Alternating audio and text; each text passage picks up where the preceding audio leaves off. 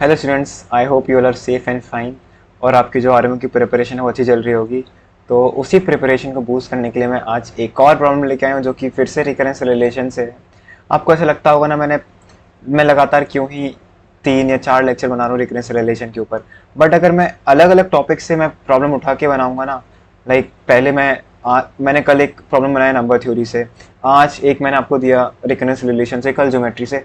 तो जो आपकी प्रैक्टिस हो रही होगी ना वो उतनी ज़्यादा अच्छे से नहीं हो रही होगी। इसलिए अगर आप एक टॉपिक के क्वेश्चन लाइन से करते हैं तो आपको उस टॉपिक में कमांड जो होगी वो और ज़्यादा बेटर होगी। इसीलिए मैं कोशिश करता हूँ कि मैं लगातार 3 से 4 प्रॉब्लम्स मैं सिर्फ एक ही सिंगल टॉपिक बनाऊँ। तो इससे पहले जैसे कि मैंने डबल काउंटिंग पे कुछ ट्राई किया था, अभी मैं रिकरेंस रिलेशन पे कर रहा हूँ। तो फिर देखते कि नेक्स्ट मैं क्या करता हूँ।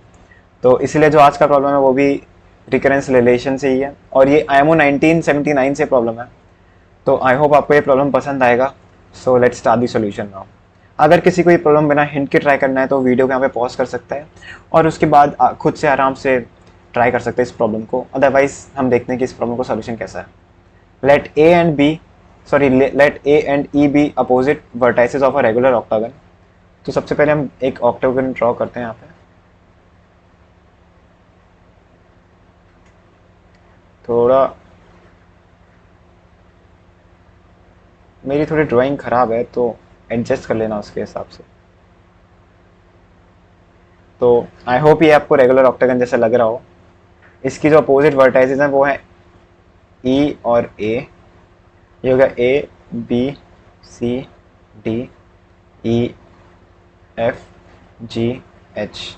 तो ये हमारा रेगुलर ऑक्टागन है। अब frog starts jumping from the vertex A. एक फ्रॉग है वो इस वाली वर्टाइस से जंप करना स्टार्ट कर रहा है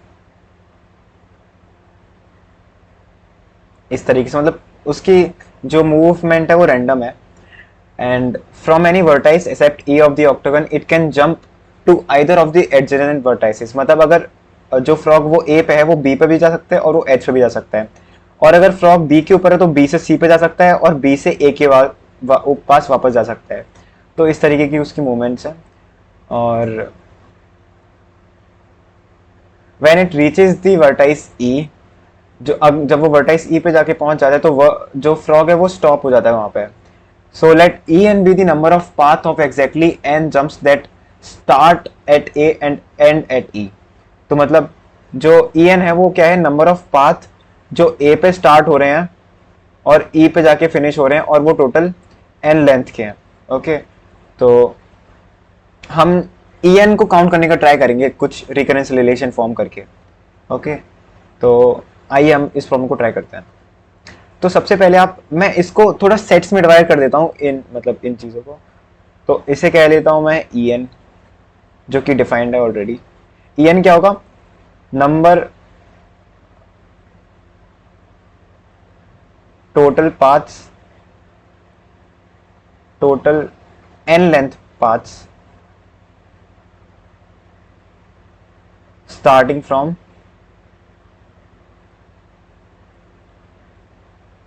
ए। ओके, और इसी तरीके से मैं एफ डी एक सेट डिफाइन करता हूँ। एफ डी को मैं क्या बोलता हूँ, मैं एफ डी को लेट से डब्ल्यू बोलता हूँ, डब्ल्यू। और ओके, सो और उसी के हिसाब से मैं स्मॉल डब्ल्यू एन डिफाइन करता हूँ। Total number, red colour use करता हूँ, total N length path ending at W. इसी को भी मैं total N length path ending at W कर देता हूँ, ending at E, sorry. Okay, तो और इसी तरीके से ये मेरा थर्ड सेट होगा। ये हो जाएगा मेरा वी और ये हो जाएगा मेरा यू। और जो मेरा ए है वो अलग है, मतलब ये मेरा अलग ए सेट है। तो इसी तरीके से मैं वी और डब्ल्यू को भी डिफाइन करता हूँ, सॉरी यू और वी को भी डिफाइन करता हूँ। तो वी क्या हो जाएगा, वी एन क्या हो जाएगा मेरा, total number of N length path ending at V and total number of N length path ending at W. Okay, similarly U and V N are defined. अब देखो, फ्रॉग को जाना है ई के ऊपर। अगर फ्रॉग तो इसलिए जो मेरा ई एन होगा वो क्या हो जाएगा, E N is equal to W N minus one.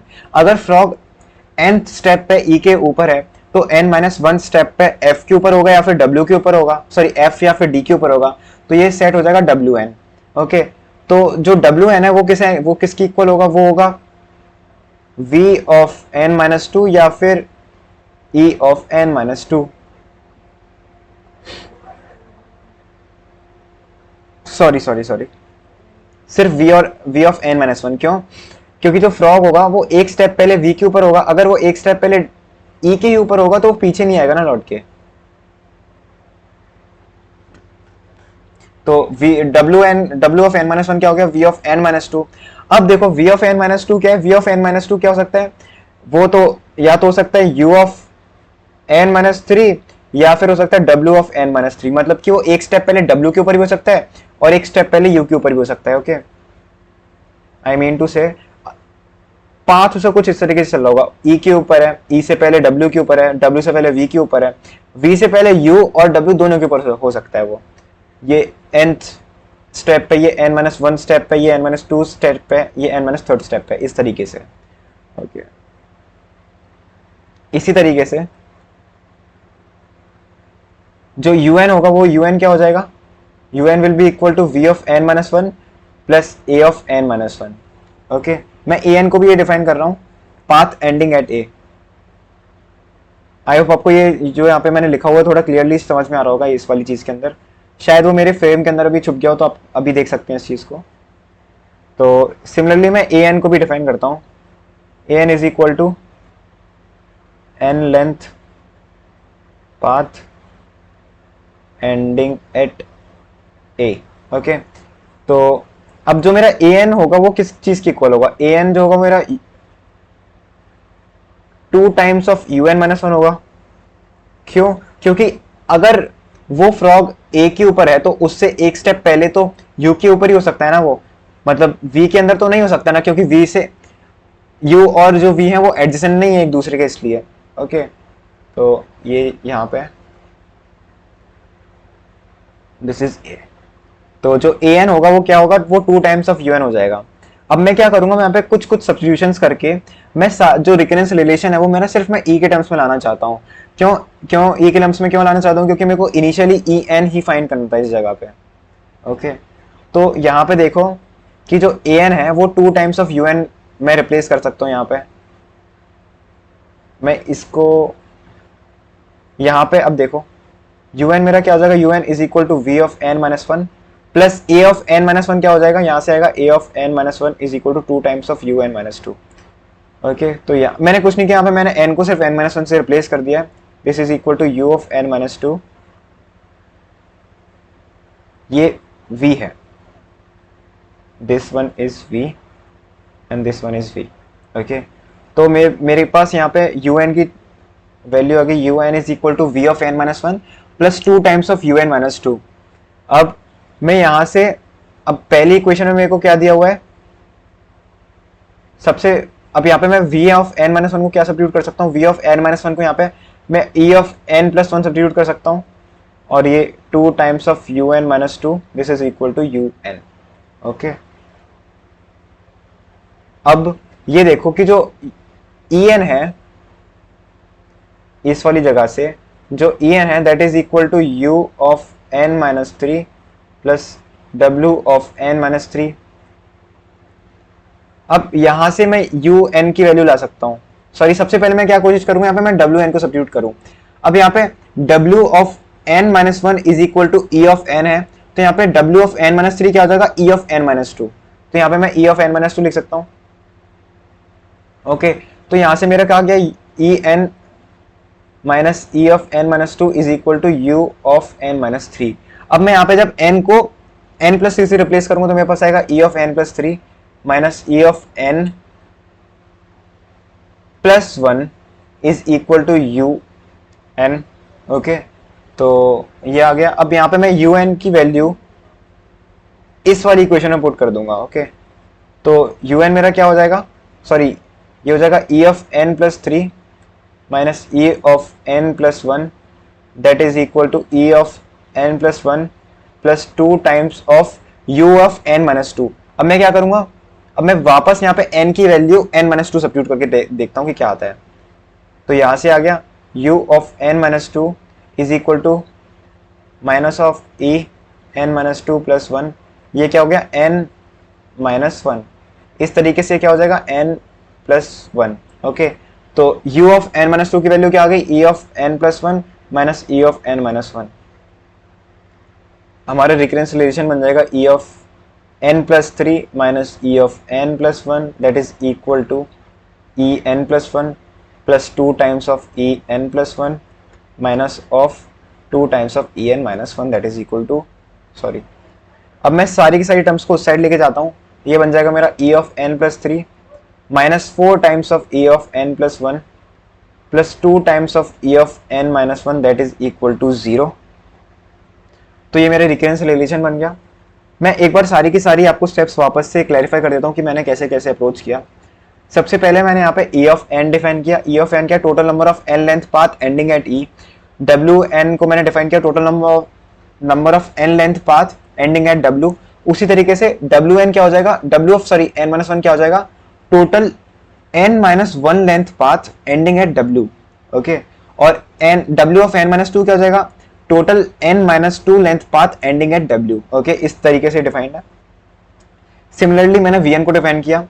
vn क्या हो जाएगा, total n length path ending eight v, और un क्या हो जाएगा, total number of n length path ending eight u, और an भी वही है, total n length path ending at a। ये चीज थी। और आप यहाँ पे देखो कि जो हमारा फ्रॉक था वो सिर्फ एडजेसेंट वर्टाइसेस के ऊपर ही जंप कर सकता था। अगर मेरा फ्रॉक W के ऊपर है तो W से वो E के पास जा सकता है या तो V के पास जा सकता है। सिमिलरली अगर मेरा जो फ्रॉक है वो V के ऊपर है तो V के ऊपर से वो W के ऊपर जा सकता है या तो U के ऊपर जा सकता है। और अगर मेरा फ्रॉक अगर U के ऊपर है तो वो V के ऊपर जा सकता है या फिर A के ऊपर जा सकता है। ओके, और अगर मेरा फ्रॉक A के ऊपर है तो A से सिर्फ वो W के ऊपर जा सकता है। ये चीज है।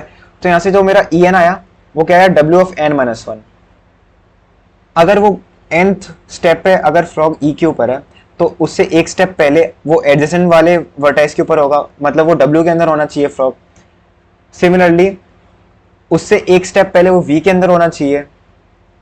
ठीक है, अब जब V के ऊपर है तो उसकी एडजेसेंट वर्टाइसेस क्या है, W और U। तो जब वो V के ऊपर है तो उससे पहले वो W के ऊपर भी हो सकता है और V के ऊपर भी हो सकता है, सॉरी U के ऊपर भी हो सकता है। तो इसलिए V ऑफ n माइनस 2 मेरा क्या है, U of n minus 3 plus W of n minus 3।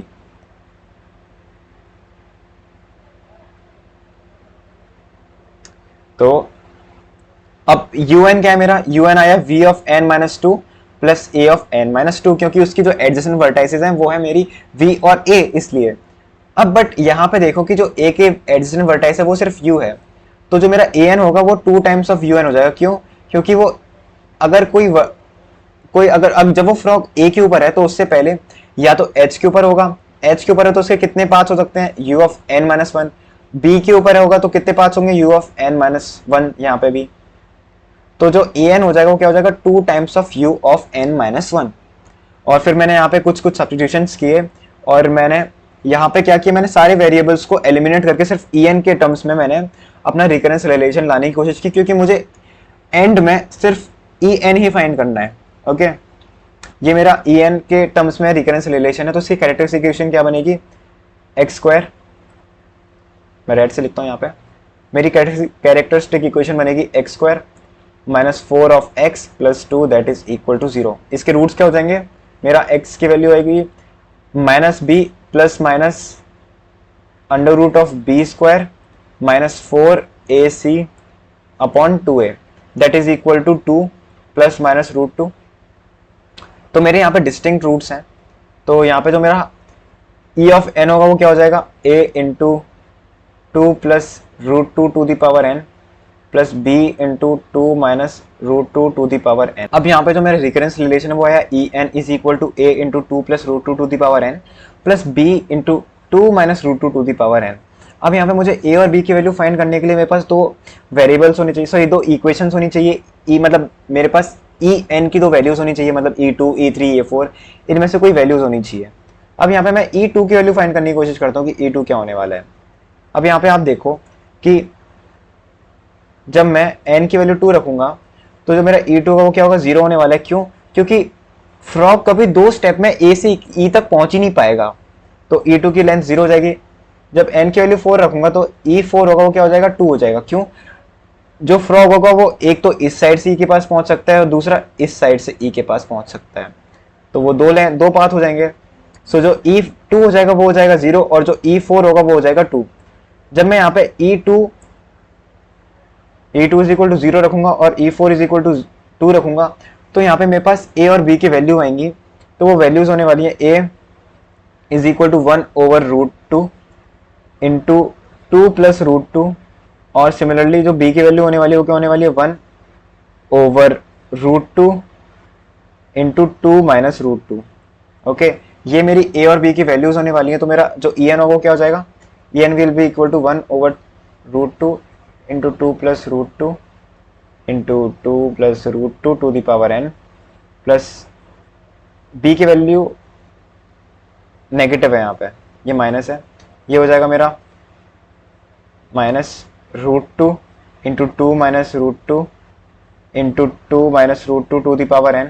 अब यहाँ पे जो ये मेरी एक टर्म है वो कैंसिल आउट हो जाएगी, तो बच जाएगा √2 कॉमन आउट आ जाएगा बाहर, अंदर बचेगा √2 plus 2 to the power n minus 1 minus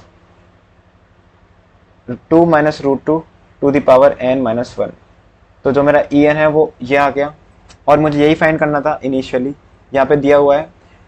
late हमें यहाँ पे फाइंड करना है En क्या था, number of path of exactly n jump starting from A and ending eight E। तो जो ये मेरा En है वो मेरा आ गया यहाँ पे, En is equal to 1/√2 into 2 plus √2 to the power n minus 1 minus 2 minus √2 to the power n minus 1। So that's it for this video. अगर आपको ये सॉल्यूशन समझ में आया होगा या फिर अच्छा लगा हो तो please subscribe to Vedantu Olympiad school. और अगर आपको कोई इशू है मेरे सॉल्यूशन के साथ तो प्लीज़ आप मुझे कमेंट्स में टेक्स्ट कर सकते हैं। Thank you.